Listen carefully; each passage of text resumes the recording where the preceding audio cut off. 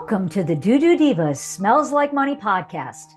I'm your host, Suzan Chin-Taylor, CEO and founder of Creative Raven, the firm that helps wastewater industry contractors and manufacturers unlock the power of digital marketing, AI, and PR to boost sales and opportunities. Whether it's through our online marketing and lead generation programs or providing a fully outsourced marketing department, we are passionate about helping businesses in the wastewater and civil infrastructure sectors not just survive, but thrive in today's digital world. Each episode, I'll be bringing you expert tips and strategies to help you grow and succeed. Let's dive in. Well, hello, everybody, and welcome to this week's episode of the Doo Divas Smells Like Money podcast. Today, we have the great pleasure of visiting with one of my oldest industry friends, Mike Hoffmaster, who is the Vice President of OBIC Products. So welcome to the show, Mike. Thank you, Suzanne. I appreciate it. Well, just to give our audience who may not know you, which would surprise me because you've been a fixture probably longer than I have in this industry, give us a little bit of your background, because I think what makes you very interesting is that you have worked for manufacturers as well as contractors. So in the trade show, you're kind of on both sides of the aisle. You've had that experience of being out there in the field as well as product development. So yeah, tell us a little bit about your history. So I started in the construction industry, believe it or not, 40 years ago this year. When I was when I was working on my degree at university, I worked in the engineering department with a precast concrete company. And I worked for them for 24 years in the Washington, D.C. metro area. We manufactured things from manholes to pump stations, specialty bridges, vaults, things of that nature. And then I made the transition over to the Trenchless world. So I went to work for a contractor who was also owning a manufacturing company for a UV cured-in-place pipeliner. And so I went to work for them to help launch that product into the Washington, D.C. metro area. And it was a great opportunity because I was able to transition from the manufacturing side, which I had done for 24 years, into both sales and manufacturing since we owned both companies. And that was with Pleasance Construction and Reline America. And then after spending 14 years there, I went to work for Vortex companies, where we had both services and manufacturing as well. So the same model I had just left, with a variety of protective coatings and other trenchless products. And then I had the opportunity to join OBIC a little over 3 years ago and come on as their vice president to help continue their growth pattern. And it's just been a rewarding experience that I wouldn't trade for anything. Wow. Well, since I know the owner of OBIC Products, Dustin is just a fantastic human being. But one of the things that why I wanted you to come onto the show and talk about OBIC was not for it to be a commercial for OBIC Products, although I think they're wonderful products and great for the market, but more to discuss OBIC's model, because I think it's a great example of how to really sustainably grow a business within this industry. And I think it all starts with really listening to what the market needs. And I've seen a lot of manufacturers that, I don't want to call them, well, maybe I guess the best way to say it is they're one-trick ponies or maybe two-trick ponies. And they try to create something, or I would say force an end user to use a product that is kind of a one size fits all, but we all know that that may not always be the best choice for the customer. It certainly is the best choice for the manufacturer and the installer of that product. But OBIC's decided to do things a little bit differently. Yes, they started out with a flagship product, but maybe give us a little bit of, their thought process as to why they decided to stay in a vertical market of, wastewater, but expand horizontally, which I think is a really smart way to go. Well, it's very interesting because when OBIC was founded, they wanted to service four quadrants. They wanted wastewater, potable drinking water, storm drain, and bridge decking. And while that was a great launch pad for the company as it started, we've had as we've grown with the number of installers, we found out there's more need to it. And Mm. so over the years, we've now added other products. We have structural liners. So if someone and that's a conversation probably for a whole nother discussion, is whether something needs to be structural or not. But we do have, if an engineer or municipality feels it absolutely positively has to be a structural liner, we do have products that will match that. But we've done other products now. We have more corrosive industrial type of applications, where the maybe our standard polyureas weren't working, and we're not afraid to say no. There are applications that it's just not a good mix for. I always say that, there's enough work out there for all the good manufacturers, and not every product is going to be your answer for every project. But to try to cater to that and to keep the product coming to purchases to us and not a competitor, we've expanded our market. We have blast mediation material now. We have geotextile for large containment ponds, things of that nature. So we've really tried to answer that call and align ourselves to be more of a one-stop shop for our installers and municipalities who trust our product for other applications. So they come to us wanting to know if we can meet other needs. And one of the things that I thought was very interesting, because a lot of manufacturers, especially in the polyurea, polyurethane, cement, whatever, your spray applied or trowel applied, solutions for trenchless, is the guarantee, where they may say they have a guarantee, but then or a warranty, but it's got so many legal loopholes that it's never going to stand up. And so one of the things that I think that OBIC is prided, is very proud of, is that it does have a 10-year warranty. And I'd like for you to talk about that how are you able to offer that when there are so many manufacturers that are kind of running away from that with their hair on fire going no, or just if something does go wrong, they've made that warranty, like I said, so full of holes that it isn't even worth the paper it's written. It's I think you touched on a key point. And I think OBIC does owe a large uh, thank you to their willingness to offer that warranty and their installers to back their workmanship with that warranty. Mm-hmm. I have worked with other products in it, and I have competed when I was on the installing side at Pleasance Construction. We used a different competitive product for manhole rehab, and we were having so many issues with it that we said we can't continue this path. And that product offered a warranty on the material, but not on the workmanship. And so I describe it like painting your home. While even if you used a $65 a gallon paint, if you're paying someone to come do it for you, the largest part of your expense is the labor. Even though that Right. paint is, nothing to be shy about, it's still a lot of money. But so if the crew is willing to back their workmanship, and so when we were competing against them, it was very hard when people would say, "Will you give a 10-year warranty like OBIC gives?" And we would not, because we didn't want to guarantee that. We didn't make that Mm. risk for having to go back and rework something if it failed.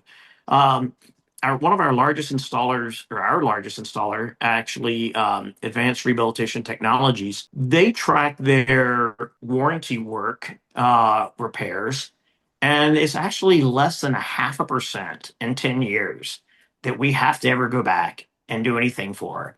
And more often than not, it's not actually a failure because the structure is being lined normally for two purposes: stop corrosion and stop I&I. And Right. while there may be a blemish in the liner, it's not failed. Water's not coming through it. But for the sake of customer service, they go ahead and make that repair, and that's still less than 0.5%. Wow. So I think it's incredible. I've worked with other products and there's other companies out there that will offer a warranty, but then they'll find loopholes. I know some municipalities that will say, yes, this company gave us a warranty, but they said they subbed out their prep work. And so that violates their warranty. Oh, And anybody in the coating industry knows prep work is key. And Suzanne, you've heard this before from Dustin Schlachter. We tell everyone there's three key steps to any successful product, and it's prep, prep, and and prep. prep. Yes. So, if those things aren't done, it doesn't matter what you're putting onto the surface of the structure, you're setting yourself up for potential failure. And so I think with our training program, I have been through a training program with another product before that it literally was someone that came in, bought some sheets of plywood. We sprayed their product for about 2.5 hours, and we were certified installers after that. Never got into a structure to spray, and no other testing was involved. With OBIC, it's a 3-week program minimum. You're 2 weeks at our headquarters in Bryan, Ohio. Wow, that's one of the longest training programs I think I've ever heard of for a technology. It sounds like it's very intense. It's an investment, right? So, especially as we're expanding into the Europe market, those European installers have to come to the US for 2 weeks. That's not a cheap endeavor. No. But we do that. We have a spray booth there at our facility. I jokingly always say Bryan, Ohio has more free orange sprayed manholes than anyone place else in the country because we actually go out and spray manholes, and the city is really great about letting us do that. And then we go spend a week to 2 weeks with them on their first couple jobs. And so that training program gives us confidence with that warranty.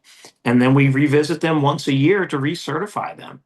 So our head of training, Trey Hesselschwart, he'll go and visit those customers, and they get a score sheet. And if they're not following protocol, they've got to make the corrections, and then it's a revisit before they get certified. Well, now this leads me to why I wanted to have you onto the show, because when we talk about a business model, because you've made that commitment, and this is just an example of product development, product launch, and like, as you said, answering the call, understanding what is needed for the application, but then really backing it up with that extensive training, certification, quality control, the warranty, the guarantee.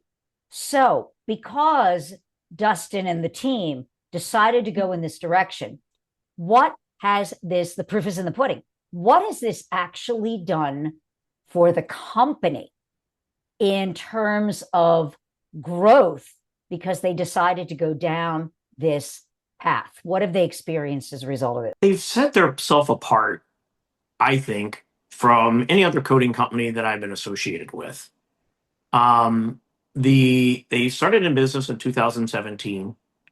In just the last 3.5 years since I've been on board with them, they've doubled in size of certified installers. They've expanded to the European market, where that has tremendous opportunity. And it's allowed the customer to have confidence that they're going to get a product that they can trust in, and that their reputation is not jeopardized. I think what it's done, not only to help OBIC grow, it's actually making our competitors step up their game. I'm now seeing engineering specs that even if there is an or equal to the OBIC product, they have to offer the 10-year warranty on their installation and their material. Some of my competitors are hating that. But my thing is this: I don't care what material you're using. If it's working for you, continue to use it. But when you have a situation that it's not going to work, give OBIC a call. The thing is, because once you do that, and if they're confident in what they're giving you, they should not be afraid to give you a 10-year warranty. Good point. And so if you're allowing an or equal, just make sure you've got that covered, that, hey, if they believe in their product and they trust in their installers, they shouldn't have a problem giving you that warranty. And again, something like this, it actually, you were saying, raising the bar. The competitors don't like it, but if you think about it, it's actually helping the industry at large, for manufacturers to deliver better products, for installers to take those steps to ensure that they're doing the work that they should be doing for the end customer. And so really at the end of the day, adopting a model like this, like you were saying, to be fearless about being able to back it up, it basically creates a win-win for everybody. I see it as the manufacturer's proud of what they're doing, the installer's proud of what they're doing, the speccing engineer feels like, oh, I made the right decision in recommending this to my client. The city is like, oh, I'm happy, I'm doing something good for my community. So it really, coming to the market with that attitude or that model just creates a win-win all around. At least that's the way I see it. I agree, because it's no different than a restaurant on a Google review, right? There you go. I love that. Normally people aren't quick to always give the positive review, but as soon as something goes wrong, you get that 1-star review and everybody reads it, right? And so we all hear about failed projects, whether it's CIPP liners, whether it's, a bridge collapse, whether it's a manhole coating. And so that one black eye can do more damage to you than 100 good jobs. And so it's just as easy to offer something like that and saying, if you do have a problem, we're going to come take care of it for you. And it's not going to cost you a cent. And so I just think it's good business for everyone. Yeah. I mean, like it was a good comparison on Google reviews, like how many, I think sometimes, when everybody has all 5 stars, you begin to wonder, a little too good to be true. But what's people pay attention to is how you respond to that one bad review and how you make it right. And I think it's the same with any job when you talk about warranty work, is that, okay, we're only human. Things happen. People make mistakes. Maybe the project manager had a bad day or had a fight with his wife that morning and he's not on his game. We're human. Things happen. But it's how do we take care of it when something like that happens? I think that really sets the bar and just makes us better people in the industry. And so thinking about that, because you've been around the industry for a long time, to segue into what we want to talk about in our next episode together is, where do you see Trenchless going and the biggest opportunities for using Trenchless technologies as we move forward? Oh, just to see the growth and change, even in my young 40 years of work experience, Suzanne, I remember precast manholes when they needed a protective coating.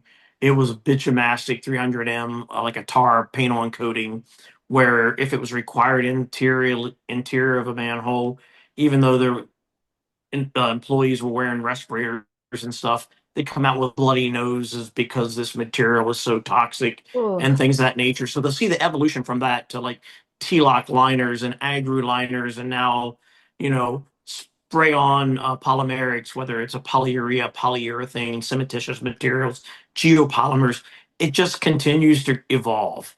And I think that's the interesting part of our industry, is that people step up when there's a new challenge to figure out a new way to address it, to be more environmentally friendly. Right. And so in our next episode, we're going to talk about an area of infrastructure where I see that there is going to be a great opportunity, and that is stormwater asset rehabilitation, whether it be, CIPP or sprayed on materials, or, a lot of cases, this infrastructure is starting to fail. Because when it was first designed, I believe that, the engineers never anticipated this far down the pike that we would be experiencing the urban growth and the extreme wet weather events that we are now having, like the 50-year storm events are now becoming annual events, and the toll that that's taking on our stormwater infrastructure. And we've been so focused in Trenchless on addressing wastewater because that's important. We're talking about health, stormwater, water, potable water. But stormwater is going to be the next wave because it opens up a lot of problems if we do not address it, because a lot of it is at the end of its useful life cycle. And so, Mike, you're going to hang in here with me, and we're going to be a little spoiler alert. We're going to talk about where we're going with our stormwater assets and how are we going to keep them healthy with all of the new technologies that are coming to the forefront. So, Mike, I want to thank you for, having this conversation about the business of Trenchless and meeting the needs of the industry and, taking care of our clients and taking care of our communities. So, thank you so much for sharing your time and your knowledge with us. It's always a pleasure, Suzanne, to talk to you, whether it's on a podcast or in person or on business matters. I appreciate our relationship over the years. Oh, same here, Mike. And thank you, listeners, for tuning in. Hope you enjoyed today's conversation with Mike. And if you're interested in learning more about Mike's company, OBIC Products, you can visit them online at obicproducts.com. Connect with Mike on LinkedIn. The information will be in the show notes below. I'm sure he'd be happy to talk to you about all of the different things that OBIC can bring to the table to help you with your infrastructure issues. And maybe just shoot the breeze about all things Trenchless. One thing that I will say about Mike, he's a very well-read and worldly person. And if nothing else, he's someone that if you bump into him at a trade show, go out and have a beer or a bourbon with him, because if nothing else, you'll really, really enjoy the conversation because he can speak on just a plethora of subjects. So you'll enjoy your time spent with Mike Hoffmaster. And so again, thank you for tuning in. And until next time, keep it flowing. Thanks for tuning in to today's episode. If you're ready to take your marketing to the next level and start increasing sales and opportunities for your business, reach out to us at Creative Raven. We're here to help you thrive in the digital landscape. Visit creativeraven.com or click the link in the show notes below to schedule a call and learn how we can support your growth. If you enjoyed the insights on today's episode, be sure to hit subscribe so you'll never miss an update. Until next time, keep growing and keep it flowing.